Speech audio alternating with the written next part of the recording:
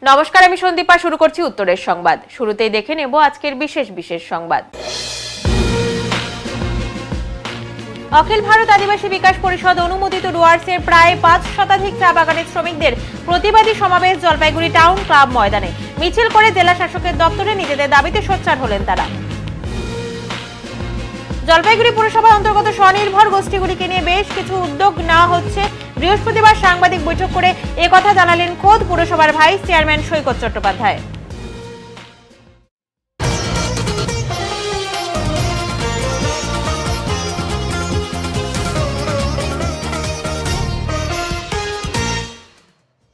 আজ আমরা বাস্তুহারা এবং রুজি রোজগার হারা হতে চলেছি।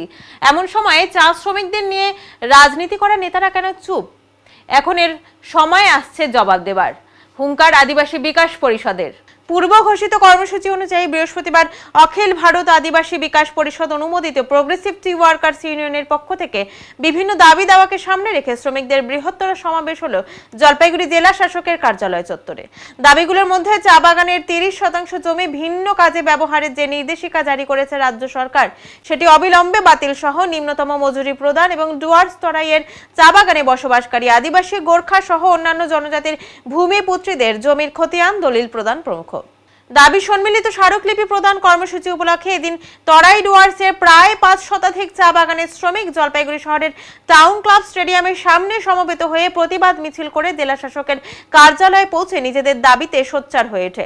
এদিন জলপাইগুড়ি জেলা শাসক কার্যালয়ে যাবার আগে অখিল ভারত আদিবাসী বিকাশ পরিষদ অনুমোদিত প্রোগ্রেসিভ টি ওয়ার্কার্স ইউনিয়নের নেতৃত্ব নারায়ণ চোপ্প ক্ষোভ উগরে দিয়ে বলেন, আজ শহরের জেলার যেসব রাজনৈতিক নেতারা এত বছর ধরে চা বাগানের শ্রমিকদের নিয়ে রাজনীতি করে বড় হয়েছে, আজ যখন চা বাগানের ভূমিপুত্রদের রুজি রোজগার কেড়ে নিয়ে বাস্তুচ্যুত করার মতো নির্দেশিকা জারি করেছে সরকার, তখন তারা কোথায়?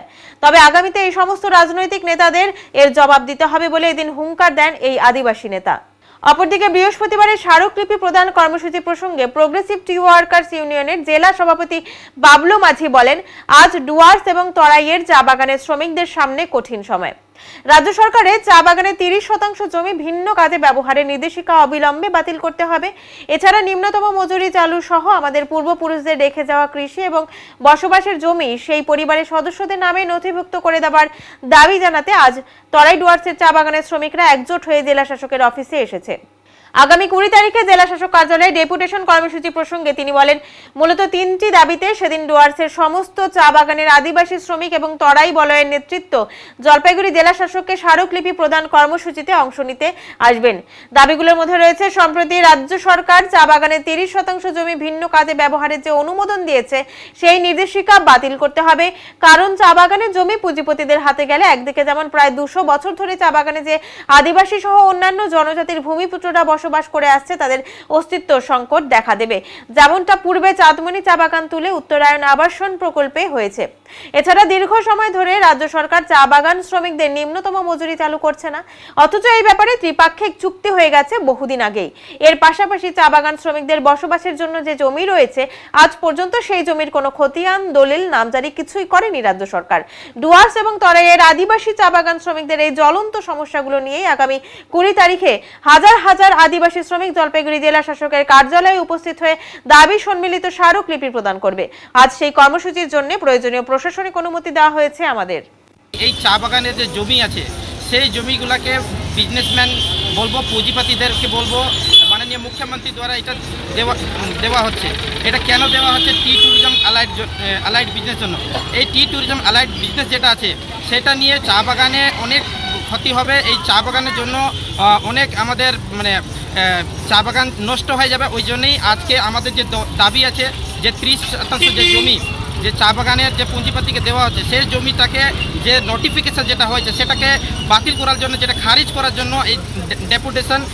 সাথে আমাদের আজকে যে ডেপুটেশন আছে সেটা রইল আমাদের চা বাগানে যে জমি আমাদেরকে যে দেওয়া হচ্ছে যে 5 ডেসিমেল, এই জমি অখিল ভারতীয় আদিবাসী বিকাশ পরিষদ তরফ থেকে শুরু থেকে আমাদের দাবি ছিল কি এই জমি আমাদেরকে সম্পূর্ণ মালিকানা অধিকার এদের খাতিয়ান আমাদেরকে দেওয়া হবে। যত জমি আছে সেটা জমিতে আমাদের বাড়ি আছে, ঘর আছে, ক্ষেত আছে, যেখানে আমরা চাষাবাদ করে খাই, সব জমিনের মালিক আমাদেরকে মালিকানা হাক দিতে হবে, ওটা খতিয়ান দিতে হবে, ওটা পাট্টা দিতে হবে, সেটা নিয়ে দাবি। তারপরে আরও একটা দাবি আছে যেটা আমাদের পুরা ডুয়াশা তারাইয়ে যত চা বাগান আছে, চা বাগানে দীর্ঘদিন থেকে শ্রমিকরা কাজ করছে, কিন্তু এখনও আমাদের চা বাগানে মিনিমাম ওয়েজ লাগু হচ্ছে না, এখনও 250 টাকা হাজিরি আছে। সেটা নিয়ে এখনও অনেক সমস্যা হয়, একটা ফ্যামিলি 4টা ফ্যামিলিকে চালানো অনেক প্রবলেম হয়। ওই জন্য এই যে 4টা ফ্যামিলির জন্য যে মিনিমাম ওয়েজ যে দাবি আমাদের, সেটা নিয়ে আজকে যে ডেপুটেশন আছে সেটা যত তাড়াতাড়ি আমাদের যে চা বাগানে মিনিমাম ওয়েজ লাগু করা হোক বলেই আজকে আমাদের ডেপুটেশন। কি নাম আপনার? আমার নাম বাবলু মাঝি, আমি progressive tea workers union Jalpaiguri district secretary, সাথে অখিল ভারতীয় আদিবাসী বিকাশ পরিষদের জলপাইগুড়ি ডিস্ট্রিক্ট জয়েন্ট সেক্রেটারি। একবার চুরি করে ভরেনি মন, একই দোকানে তাই দ্বিতীয়বার চুরি করতে এসে হাতে নাতে ধরা পড়ল চোর। ঘটনাটি ঘটেছে চোপড়ার কালাগছ বাজারে। খবর দেওয়া হয় চোপড়া থানার পুলিশকে। এ বিষয়ে চুরি যাওয়া দোকানের মালিক বিশ্বজিৎ দেবনাথ জানান, গতকাল তার টাইলসের দোকানের লোহার 3টি স্ট্যান্ড চুরি করে নিয়ে যায় এই চোর। সিসিটিভি ফুটেজে এই চোরকে চেনা সম্ভব হচ্ছিল না। তিনি অনুমান করেছিলেন এই চোর পুনরায় চুরির উদ্দেশ্যে দোকানে আসতে পারে, তাই তিনি সিসিটিভি সচল রেখে তার নিজের অ্যান্ড্রয়েড মোবাইলে লক্ষ্য রাখছিলেন। আজ পুনরায় চোরটি চুরি করতে এলে হাতে নাতে ধরা পড়ে যায় চোরটি। ঘটনাস্থলে পৌঁছায় চোপড়া থানার পুলিশ। চোরটিকে জিজ্ঞাসাবাদ করে চুরি যাওয়া লোহার সামগ্রী উদ্ধার করা হয় একটি কাবাড়ির দোকান থেকে। পুলিশের পক্ষ থেকে লোহার সামগ্রী সহ চোরটিকে চোপড়া থানায় নিয়ে যাওয়া হয়। তবে এ বিষয়ে টাইলসের দোকানের ব্যবসায়ী বিশ্বজিৎ দেবনাথ আরও বলেন, চোপড়া এলাকায় যেভাবে ড্রাগ, ফেন্সিডিল, গাঁজার মতো নেশার সামগ্রী দেধারে বিকোচ্ছে, নেশায় আসক্তিত হয়ে নেশার সামগ্রী কেনার টাকা না থাকায় এমন ধরনের চুরির ঘটনা বৃদ্ধি পাচ্ছে। তবে চোপড়ার বিভিন্ন এলাকাতে যেভাবে জনবহুল এলাকাগুলিতে চুরির মতো ঘটনা বেড়েই চলছে, এ নিয়ে সাধারণ মানুষ সহ ব্যবসায়ী মহল নিশ্চিন্তে রাতের ঘুমের ব্যাঘাত হানছে তা নিশ্চিত। গতকাল সকালবেলা আমার ওই মার্বেলের যে স্ট্যান্ড আছে ওটা কালকে 3টা স্ট্যান্ড চুরি করে নিয়ে গেছে ছেলেটা। তো যাই হোক, আমি ক্যামেরাতে দেখতে পাই, ছেলেটাকে স্পষ্ট বুঝতে পারিনি। তো আমার যেটা আশা ছিল যে ছেলেটা যেহেতু কালকে 3টা অ্যাঙ্গেল চুরি করে নিয়ে গেছে, তো আশা করি আজকেও আসবে। তো আমি সকাল থেকে আমি আমার মোবাইলের ক্যামেরা করে রাখি, যেহেতু আমার ওয়াইফাইয়ের সাথে কানেক্ট আছে আর কি ক্যামেরা। তো দেখি যে ছেলেটা দোকানের সামনে ঘোরাফেরা করছে। তো যাই হোক, বাড়ি থেকে আস্তে আস্তে দেখি যে ও অলরেডি 2টো অ্যাঙ্গেল বের করে নিয়েছে। তারপর যাই হোক ওই হাতে নাতে ধরা হলো। হ্যাঁ, তারপরে প্রশাসনকে ডেকে তুলে দেওয়া হয় প্রশাসনের হাতে।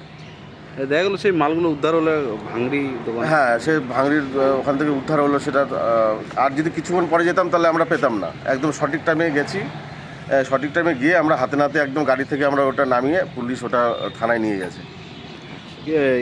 কি মনে করছেন কি কারণে এইসব চুরি? আমার যেটা মনে হয়, দেখেন, বিগত 3-4 মাস ধরে দেখছি এই কালাগছ বাজারে বিভিন্ন দোকানে চুরি হচ্ছে। সে টিন কেটে হোক বা বিভিন্ন রকম তাদের যে লজিক আছে বা টেকনিক আছে সেই হিসাবে তারা চুরি করছে। আমার যেটা মনে হয়, আজকালকার যে ইয়ং জেনারেশন সবাই হচ্ছে নেশা, মিনস ড্রাগস। এই ড্রাগসের জন্যই এই চুরিটা বেশি হচ্ছে, কারণ এগুলো এর আগে ছিল না। বর্তমানে এইটা খুব খুব দেখা যাচ্ছে। আপনার নাম? আমার নাম বিশ্বজিৎ দেবনাথ, আমার বাড়ি কালাগছ।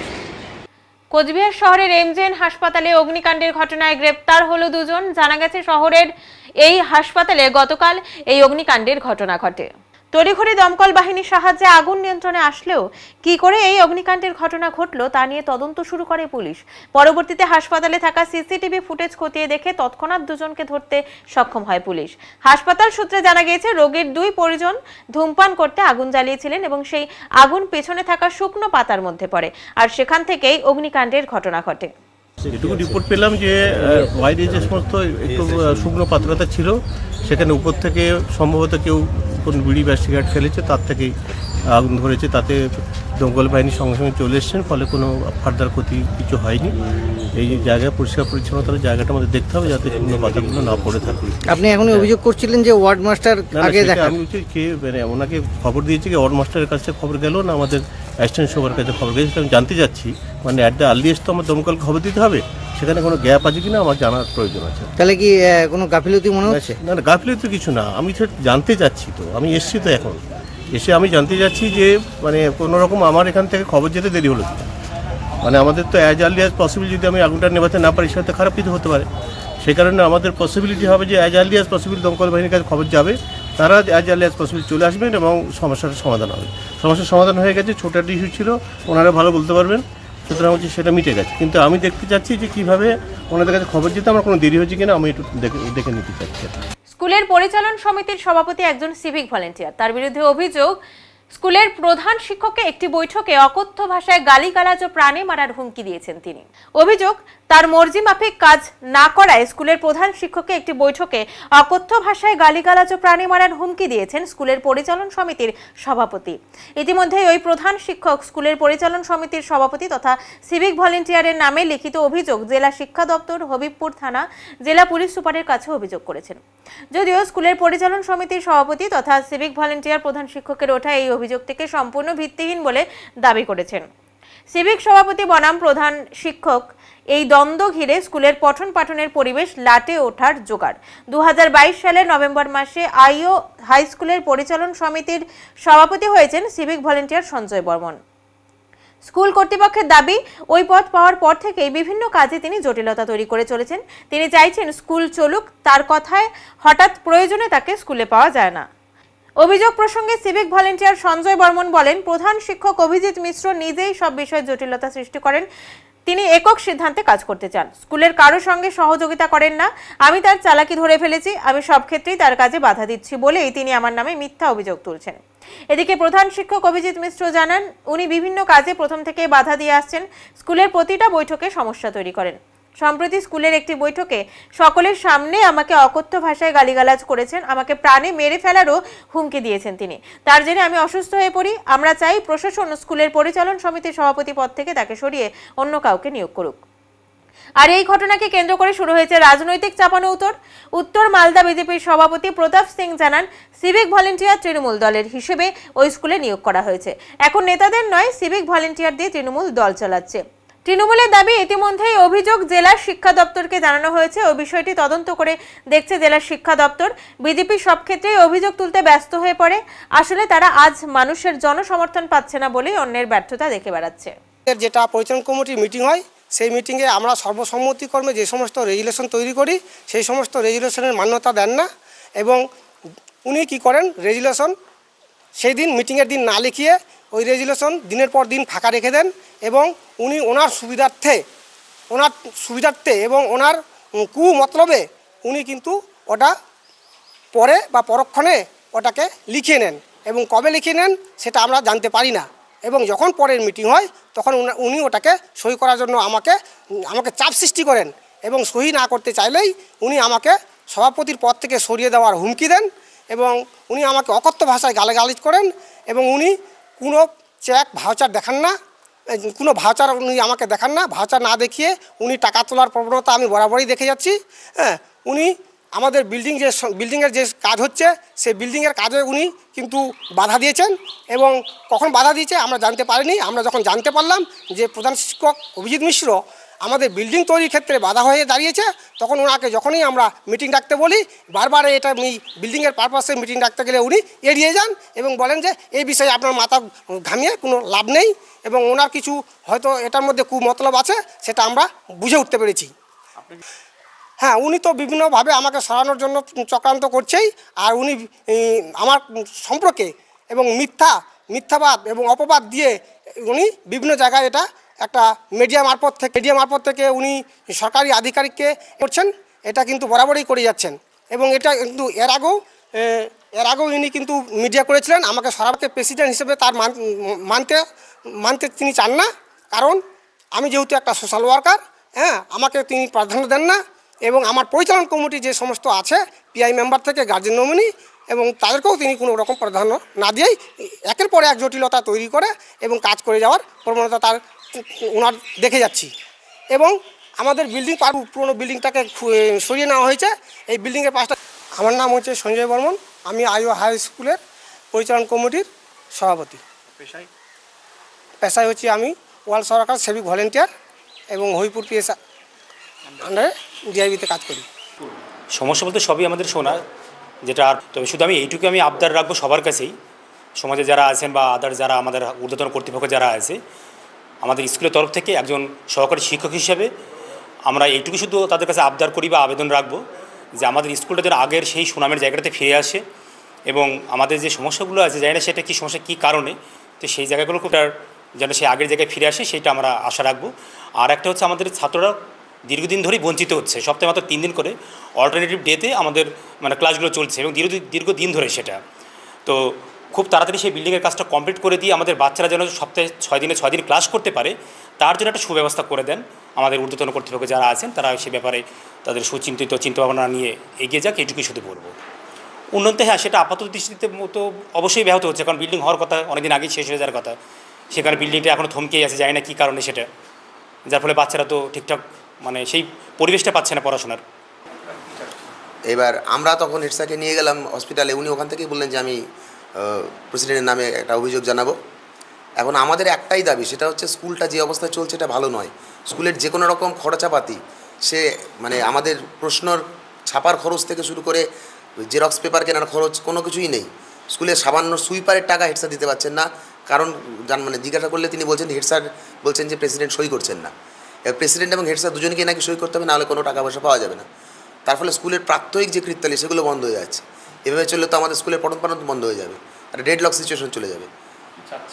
আমরা চাইছি যে এর একটা নিরসন হোক। এবার এটা আমাদের ঊর্ধ্বতন কর্তৃপক্ষ কীভাবে করবেন আমরা জানি না, তারা প্রেসিডেন্টকে অপসারণ করবেন না অন্য কোনো রাস্তা নেবেন সেটা তাদের ব্যাপার। আমাদের দাবি এলাকায় আইহো হাই স্কুলের যেরকম সুনাম ছিল, যেরকম পড়াশোনায় একটা নাম ছিল, সেই নামটা আবার ফিরে আসুক। আমরা এই গণ্ডগোল চাই না। প্রেসিডেন্টের অপসারণ হেড স্যার ভালো বলতে পারবেন, কারণ হেড স্যারের সঙ্গে তার ব্যক্তিগত একটা অসহযোগিতা করছেন, এটা হেড স্যারই সম্পূর্ণ ঠিকঠাক। আমার নাম প্রলয় শঙ্কর ঘোষ, আমি হাই স্কুলের সহকারী শিক্ষক। কারণ স্কুল একটা ডেডলকের দিকে চলে যাচ্ছে, স্কুলের প্রশ্নের বিল দিতে পারছি না বা অন্যান্য যে সমস্ত কাজকর্মগুলো সব থমকে আছে, ইলেকট্রিকের বিল দিতে পারছি না, সমস্ত কিছু থমকে আছে, যে কোনো সময়তে একটা অচলাবস্থার সৃষ্টি হয়ে যাবে। তো প্রশ্ন আমারও যে উনি সাইন করছেন না কেন, রেজলিউশন ওনার মনোমতো লিখতে হবে। আমার নোট অফ ডিসেন্ট লেখার জায়গা থাকে, সবারই থাকে গণতান্ত্রিক পরিস্থিতির মধ্যে, সেটা লিখতে গেলেও উনি বাধা দেবেন। এখন ঘটনা হচ্ছে ওনার কায়েমি স্বার্থ, বারবার করে একটি কথা বলছি, একটা স্বার্থ তো জড়িত আছেই, যে কারণে উনি সই করতে চাইছেন না। সেটা কি ওনার ব্যক্তিগত হতে পারে, এই বিষয়ে কিন্তু আমি ঠিক সঠিক বলতে পারবো না, উনিই বলতে পারবেন। আপনারা এখন অপসারণের দাবি? আমি চাই যে স্কুল এলাকাবাসীর, আমি আজকে আছি কালকে নাও থাকতে পারি, কিন্তু স্কুলটা থাকবে, স্কুলের পঠন পাঠন থেকে শুরু করে পরিকাঠামো উন্নয়ন সব কিছু সঠিকভাবে চলুক।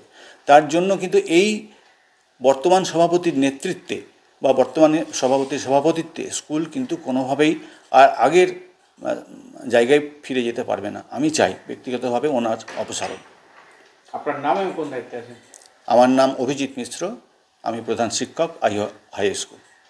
আইহো হাই স্কুলের পরিচালন সমিতির সভাপতি এবং ওখানকার প্রধান শিক্ষকের মধ্যে যে বচসার কথা আপনারা বললেন, আমরা ঘটনাটা শুনেছি।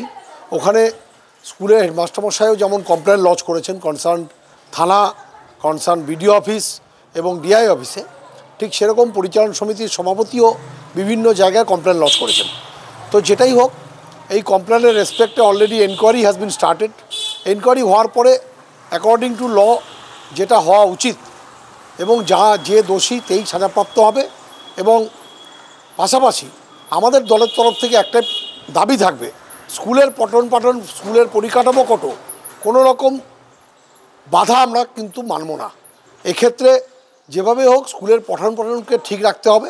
তার জন্য কনসার্ন ডিআই আছেন, তিনি দেখে অবিলম্বে ব্যাপারটা তদন্ত করে সঠিকভাবে যে পদক্ষেপ নেওয়ার দরকার অবিলম্বে পদক্ষেপ নেবেন। বিজেপি কি বলছে দ্যাট ডাজেন্ট ম্যাটার, বিজেপি সবসময় বলতেই থাকে। বাংলায় বিজেপি নেই, আপনারাই খালি বিজেপিকে বাঁচিয়ে রেখেছেন। বিজেপি অভিযোগ পার্টিতে পরিণত হয়েছে, ওদের কথার উত্তর দেওয়ার প্রয়োজন মনে করি না। জলপাইগুড়ি পুরসভার অন্তর্গত স্বনির্ভর গোষ্ঠীগুলিকে নিয়ে বেশ কিছু উদ্যোগের কথা জানালেন জলপাইগুড়ির পুরসভার ভাইস চেয়ারম্যান সৈকত চট্টোপাধ্যায়। বৃহস্পতিবার পুরসভার প্রয়াস হলে সাংবাদিক বৈঠক করে বিষয়গুলি জানান সৈকত। তিনি বলেন, এ পর্যন্ত 930টি সেলফ হেল্প গ্রুপ করা হয়েছে, যার সদস্য সংখ্যা রয়েছে 12,830 জন। মুখ্যমন্ত্রী মমতা বন্দ্যোপাধ্যায়ের অনুপ্রেরণায় 930টি গ্রুপকে 10,000 টাকা করে রিভলভিং ফান্ড দেওয়া হয়েছে। এর মধ্যে 90% গ্রুপকেই 1.5 লক্ষ থেকে 5 লক্ষ টাকা পর্যন্ত সাবসিডি লোন স্যাংশন করা হয়েছে। 12,830 জনের মধ্যে প্রতিনিধি বাছাই করে এএলএফ তৈরি করা হয়েছে। 25টি ওয়ার্ডে 25টি এএলএফ কে 50,000 টাকা করে রিভলভিং ফান্ড দেওয়া হয়েছে। আবার 25টি এএলএফ কে নিয়ে একটি সিএলএফ তৈরি করা হয়েছে, তাদেরও দেওয়া হয়েছে 1 লক্ষ টাকা রিভলভিং ফান্ড। জলপাইগুড়ি পৌরসভা সেলফ হেল্প গ্রুপের ক্ষেত্রে মহিলাদের সশস্ত্রীকরণ, নারী সশস্ত্রীকরণের জন্য যুগান্তকারী কাজ করেছে। আমরা ইতিমধ্যে জলপাইগুড়ি পৌরসভা, আপনারা জানেন যে 2015 সাল থেকে আমি এই সেলফ হেল্প গ্রুপ NULM বা West Bengal state urban livelihood মিশনের দায়িত্বে রয়েছি এবং এখন অবধি আমরা 12,830টা গ্রুপ করেছি এবং তার 12,830 জন মেম্বার রয়েছে এবং 930টা সেলফ হেল্প গ্রুপ তৈরি হয়েছে। এবং মাননীয় মুখ্যমন্ত্রী মমতা বন্দ্যোপাধ্যায়ের অনুপ্রেরণায় আমরা কিন্তু এই 930টা গ্রুপকে রিভলভিং ফান্ড 10,000 টাকা করে দিয়েছি এবং এর মধ্যে 90% গ্রুপকে 1.5 লাখ থেকে 5 লাখ টাকা অবধি তাদেরকে সাবসিডি লোন দিয়েছি, হ্যাঁ, যেটাকে বলে ক্যাশ ক্রেডিট লোন। এবং আমরা এই 12,830 জনের মধ্যে থেকে প্রতিনিধি বাছাই করে আমরা এএলএফ তৈরি করেছি, এরিয়া লেভেল ফেডারেশন, যেখানে আমরা তাদেরকে 25টা এরিয়া লেভেল ফেডারেশন 25টা ওয়ার্ডে আছে, তাদেরকে 50,000 টাকা করে রিভলভিং ফান্ড দিয়েছি এবং আমরা 25টা এএলএফকে নিয়ে একটা সিএলএফ তৈরি করেছি, সিটি লেভেল ফেডারেশন, তাদেরকে 1 লাখ টাকা রিভলভিং ফান্ড দিয়েছি। এবার আরও ইম্পর্টেন্ট বিষয় হচ্ছে তো এই টাকাটা নিয়ে তারা করছেন কি, তারা করবেন কি? তারা নিজেদের মধ্যে লোন দেওয়া নেওয়া করছেন, 1% 2% ইন্টারেস্ট হচ্ছে, কিন্তু এতে আলটিমেট সশস্ত্রীকরণ হচ্ছে না। মহিলাদেরকে ইনভলভ করতে হবে এবং তাদের ইনভলভমেন্টের জন্য আমরা যে রাজ্য সরকারের অনুপ্রেরণায়, মমতা বন্দ্যোপাধ্যায়ের অনুপ্রেরণায় আমরা সিড ক্যাপিটাল লোন তাদের দিতে যাচ্ছি। যেসব মহিলারা কেক, আচার, লাড্ডু, মুড়ি, খোয়া, জ্যাম, জেলি, ফুচকা, এই বিভিন্ন ধরনের বাতাসা, চানাচুর, এই ধরনের ফুড প্রসেসিং করবেন, তাদের গ্রুপ প্রত্যেককে 40,000 টাকা করে লোন এবং ইতিমধ্যে 114টা আমাদের সাবমিট হয়েছে লোন অ্যাপ্লিকেশন, 72টা অ্যাপ্রুভড হয়েছে, 30টা পেন্ডিং এবং এখন অবধি সোনালী গ্রুপ, সাথী গ্রুপ, শান্তি গ্রুপ, মল্লিকা গ্রুপ, আজরা group, Ananya group, Dakshineswari group, এরা এই দেখে নিন প্রায় কেউ 2,80,000, কেউ 1,80,000, কেউ 2 লাখ এরকম করে পাচ্ছে। এখন নিচে ছোট্ট একটি বিরতি, ফিরে আসছি একটু পরে, সঙ্গে থাকুন। সব সময় সব দিকের সব খবর পেতে সাবস্ক্রাইব করুন, বেল আইকনটি প্রেস করে আপডেট থাকুন।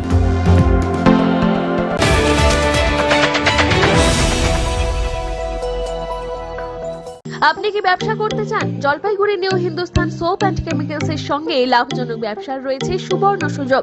75 বছরের ঐতিহ্যবাহী মানসম্পন্ন লন্ড্রি সাবান, হ্যান্ডমেড, মেশিন মেড সাবান ও ডিটারজেন্ট পাউডার নিয়ে আমরা খুঁজছি নতুন ডিস্ট্রিবিউটর। তেল ভিত্তিক সাবান, নিরাপদ, কার্যকর, জামাকাপড় থাকে নতুনের মতো। লাভজনক এই ব্যবসার সুযোগ হাতছাড়া করবেন না। আজই যোগাযোগ করুন।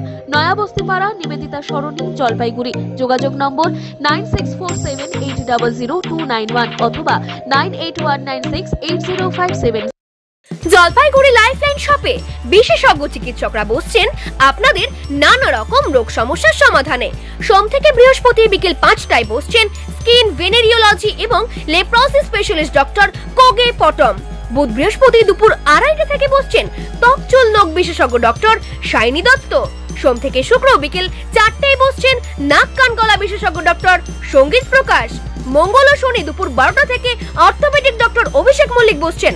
আরো বিস্তারিত জানতে যোগাযোগ করুন লাইফলাইন, উকিলপাড়া, জলপাইগুড়ি।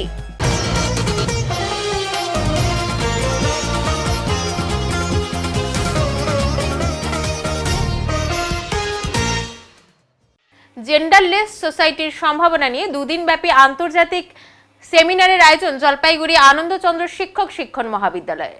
আজ এবং আগামীকাল এই 2 দিনব্যাপী অনুষ্ঠিত হচ্ছে এই সেমিনার। কলেজের তরফে জানানো হয়েছে ভুটান ও কানাডা থেকেও প্রতিনিধিরা এই সেমিনারে অংশগ্রহণ করছেন।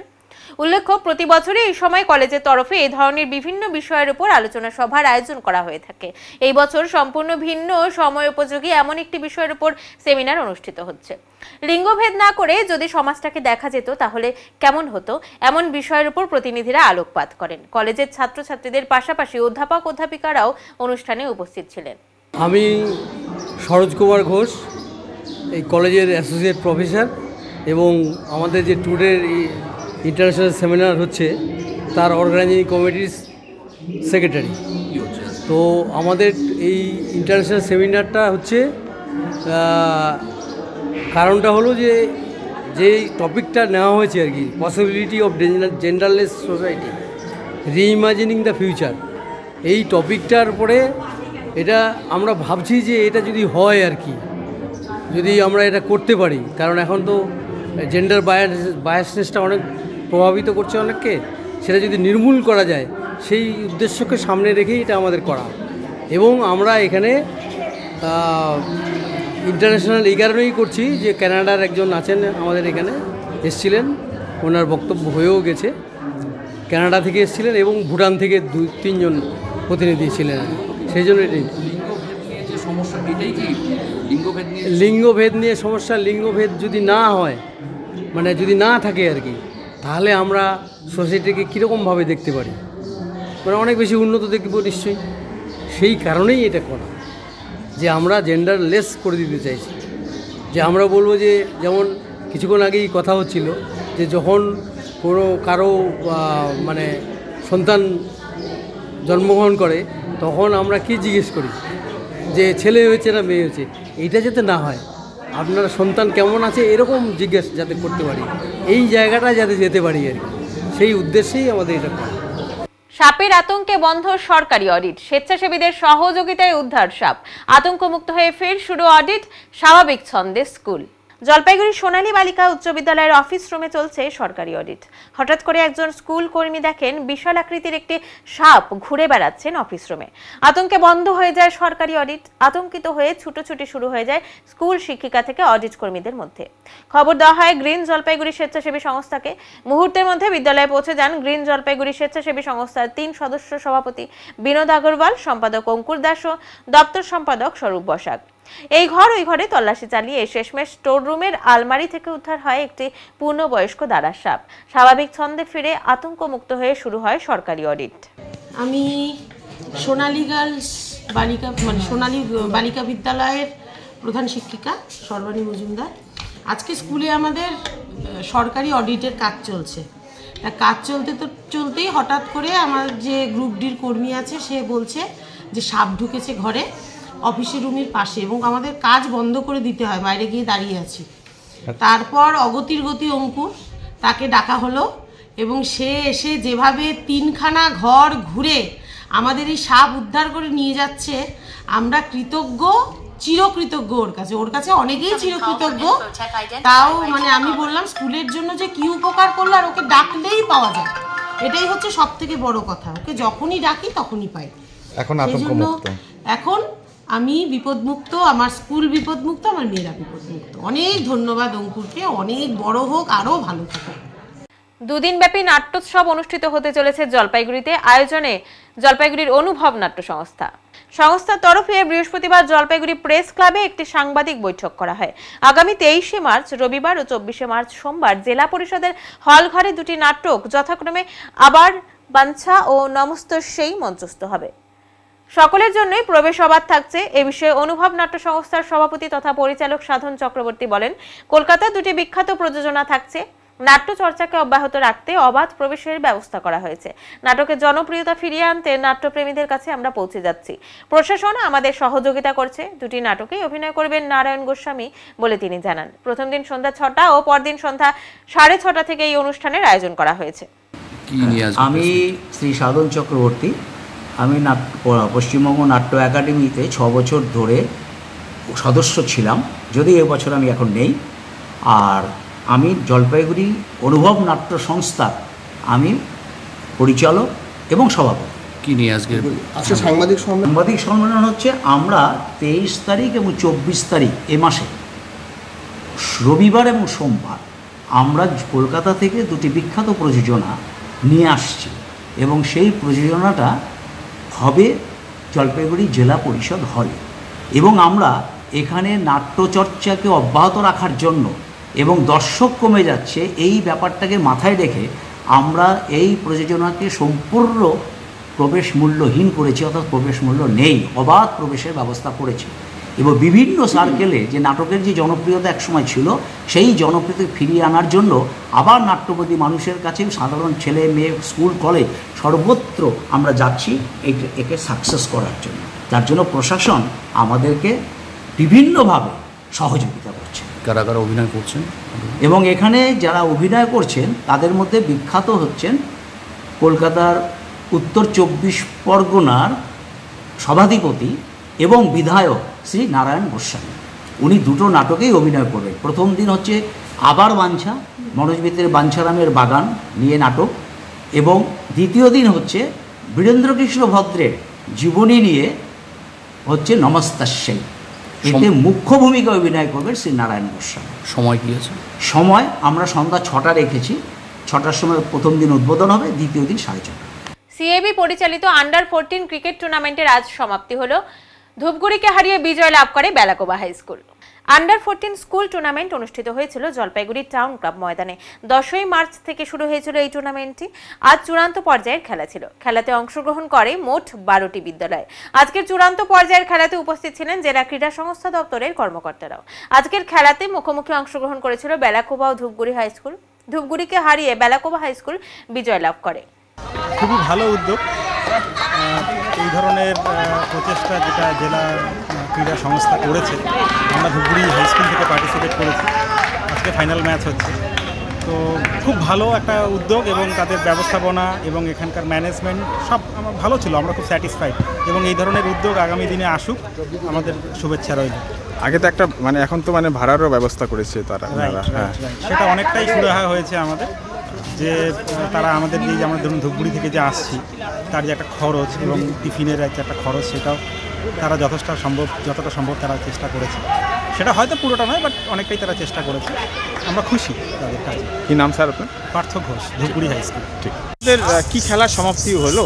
আমাদের ক্রিকেট সিজন ধাপে ধাপে আমরা এগিয়ে যাচ্ছি, শেষ পর্যায়ে এসেছি। স্কুল টুর্নামেন্টটা আমরা এবছরে অন্যভাবে করেছি, বা 12টা স্কুল আমাদের অংশগ্রহণ করেছে। আমরা খুব সুন্দরভাবে এটা পরিচালনা করেছি এবং দূর থেকে যারা আসে তাদের সব রকম ব্যবস্থা যাতে স্কুলগুলোকে করতে পারি তার ব্যবস্থাও আমরা করেছি। স্কুলগুলো আমাদের সবাই সাহায্য করেছে, সেজন্যই আমরা সার্থক হয়েছি। এবং আজকের ফাইনাল গেম ছিল, ফাইনালে বেলাকোবা স্কুল জিতে গেল, ধূপগুড়ি হারলো। এবং আমার খুব ভালো লাগলো যে দুটো টিম সুন্দরভাবে তাদের খেলা এখানে দেখালো টাউন ক্লাব মাঠে, এবং পরিবেশটাও ছিল খুব ভালো। সমস্ত শিক্ষকরা, বেলাকোপা এবং ধূপগুড়ির সমস্ত শিক্ষকরা এতে প্রেজেন্ট ছিল। কি খেলার নাম ছিল আর কবে থেকে? এটা সিএবির আন্ডার 14 স্কুল টুর্নামেন্ট। কবে থেকে শুরু হয়েছিল? এটা শুরু হয়েছিল আমাদের 10 তারিখ থেকে, আজকে শেষ হলো। শরীরে জান আছে যতদিন, লড়াই চলবে ততদিন। এ কোনো যুদ্ধের লড়াই নয়, এই লড়াই জীবন যুদ্ধে বেঁচে থাকার লড়াই। হ্যাঁ, ঠিকই শুনছেন, বয়সটা যে শুধুই সংখ্যা তা আবারও প্রমাণ হয়ে যায় এই ঘটনায়। প্রায় 70 বছর ছুঁই বয়স, সেই বয়স নিয়ে 35 কিলোমিটার পথ অতিক্রম করে এসে জলপাইগুড়ি শহরের মধ্যে দিয়ে বয়ে চলা করলা নদীর উপর নির্ভর করে অর্থ উপার্জন করে লক্ষ্মী সরকার। বাড়ি কাশিয়াবাড়ি, সেখান থেকে ট্রেনে করে আসেন তিনি। জলপাইগুড়ি শহরের মধ্যে দিয়ে বয়ে চলা সেই করলা নদীতে সে শামুক, ঝিনুক, গুগরি জলের থেকে সংগ্রহ করে এবং করলা নদী থেকে বিভিন্ন ধরনের নদীয়ালি মাছ সংগ্রহ করে শিলিগুড়ির কাছে আমবাড়ি ফালাকাটায় নিয়ে গিয়ে বিক্রি করেন তিনি। আর এভাবেই চলে তার সংসার। মেলে না বৃদ্ধ ভাতা বা কোনো রকম সরকারি সুযোগ সুবিধা বলে অভিযোগ করেছেন বৃদ্ধা মহিলা। প্রতি কেজি ঝিনুক, শামুক, গুগরি বিক্রি করে 50 থেকে 60 টাকা কিলো দরে তার সংসার চলে। প্রায় 20 বছরেরও উপর ধরে এভাবে এই নদীর মধ্যে নেমে সংগ্রহ করেন এসব জিনিস। এক অন্য জীবন কাহিনী। বাড়ি কোথায় আপনার? কাশিয়াবাড়ি। কাশিয়াবাড়ি। এখান থেকে এখানে কি, এটা আসলে কি সংগ্রহ করছেন আপনারা? এগুলা এই যে হাটে হাটে বিক্রি করি। কি এটা জিনিস? একটা হচ্ছে টাকোয়া, এই যে এটা এলো টাকোয়া, না এই যে টাকোয়া, এটা গুজুরি, এটা জিনাই। কত করে বিক্রি হয়? 30, 40, 50 এরকম কেজি।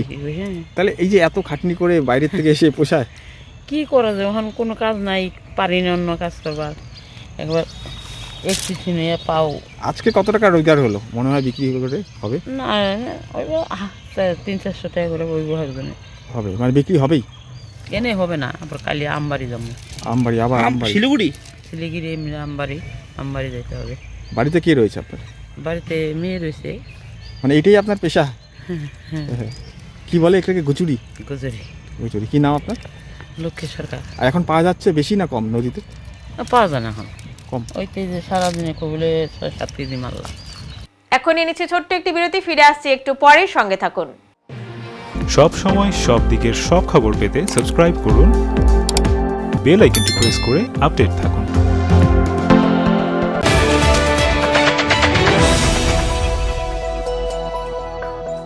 জলপাইগুড়ি শহরে মনোরম পরিবেশে বিশাল হল ঘর সঙ্গে লন সহ একাধিক সুবিধা নিয়ে হাজির জলপাইগুড়ি ক্লাব কোম্পানি। শহরের মধ্যেই বিয়ে, অন্নপ্রাশন, যে কোনো সামাজিক অনুষ্ঠানের জন্য এখানে স্বল্প মূল্যে ভাড়া নিতে পারেন। বিশেষ দিনটিকে আরো বিশেষ করে তুলতে সত্বর যোগাযোগ করুন। রয়েছে পার্কিং, সেলফি জোনের সুবন্দোবস্ত। প্রকৃতির ছোঁয়ায় মুক্ত পরিবেশে বিশেষ দিন উদযাপনে আজই যোগাযোগ করুন Jalpaiguri club company limited, PD কলেজের পাশে, ক্লাব রোড, ইউরোপিয়ান ক্লাব। যোগাযোগ নম্বর 9126014307।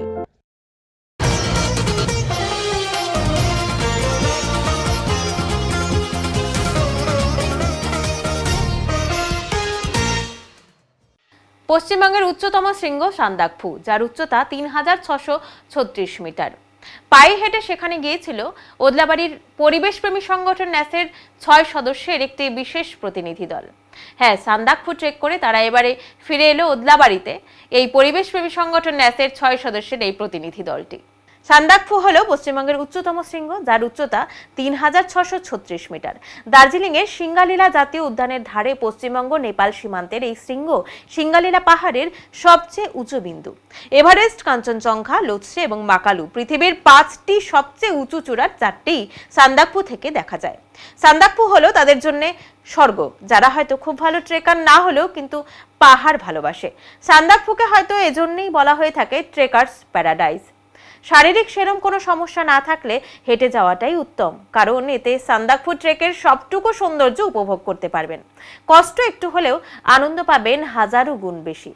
সফলভাবে সান্দাকফু ট্রেক করে ওদলাবাড়ি ফিরে এলো পরিবেশপ্রেমী সংগঠন ন্যাসের 6 সদস্যের একটি প্রতিনিধি দল। গত 10ই মার্চ ওদলাবাড়ি থেকে সান্দাকফুর উদ্দেশ্যে রওনা হয়েছিল দলটি। আশিক আলীর নেতৃত্বে দলটিতে ছিলেন ষাটোর্ধ্ব হায়দার আলী ছাড়াও উদয় বৈরাগী, অরুণিমা মিত্র, প্রিয়াঙ্কা মণ্ডল এবং বিদেশা বিশ্বাস। পাহাড়ের প্রতিকূল আবহাওয়ায় মানেভঞ্জন থেকে ট্রেকিং শুরু করে টুমলিং, কালীপোখরির মতো সমুদ্রপৃষ্ঠ থেকে 3636 মিটার উচ্চতার সান্দাকফু হয়ে ফালুট এবং গোরকেতে পৌঁছায় ট্রেকিং দলটি। গতকাল সন্ধ্যায় ওদলাবাড়িতে ন্যাসের পক্ষ থেকে সফল ট্রেকারদের সংবর্ধনা প্রদান করা হয়। আমাদের 10 তারিখ থেকে ওদলাবাড়ি থেকে জার্নি শুরু হয়েছিল। ওদলাবাড়ি নেচার অ্যান্ড অ্যাডভেঞ্চার সোসাইটির উদ্যোগে সান্দাকফু ফালুট ট্রেক, যেটা আমরা ওদলাবাড়ি থেকে আমাদের টিম বের হয় এবং আমরা মানেভঞ্জন থেকে আমাদের ট্রেক শুরু হয় 74 কিলোমিটার। আমরা ট্রেক করে বিভিন্ন জায়গায় স্টে করার পরে আমরা কালকে ফালুট থেকে নামি গোখরে এবং গোরকের থেকে এখন ট্রেক করে ফাইনালি আমরা এখন এখান থেকে শিলিগুড়ির উদ্দেশ্যে রওনা দিব গাড়ি করে। তো আমাদের এই ট্রেকের জন্য যারা যারা আমাদের পাশে ছিল, Odlabari nature and adventure society এবং আরও যারা মেম্বাররা, সেক্রেটারি, প্রেসিডেন্ট, কোঅর্ডিনেটর, তাদের অনেককে ধন্যবাদ। এবং আগামী দিনে আমাদের এরকম আরও হাই অল্টিটিউড ট্রেক আমরা নিয়ে আসবো। Thank you. এখন আবহাওয়া সংবাদ।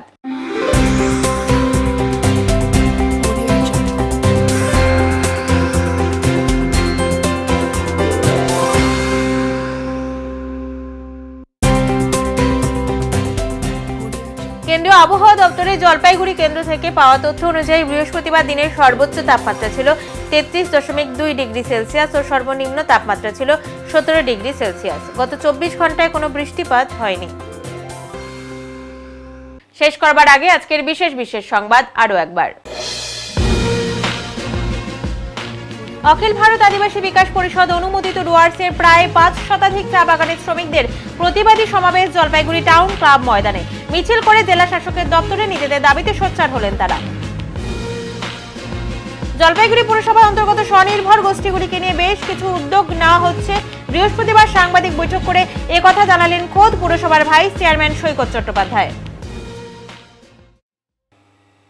উত্তরের মন পরিবেশিত উত্তরের সংবাদ এখনকার মতো এই পর্যন্তই। নমস্কার।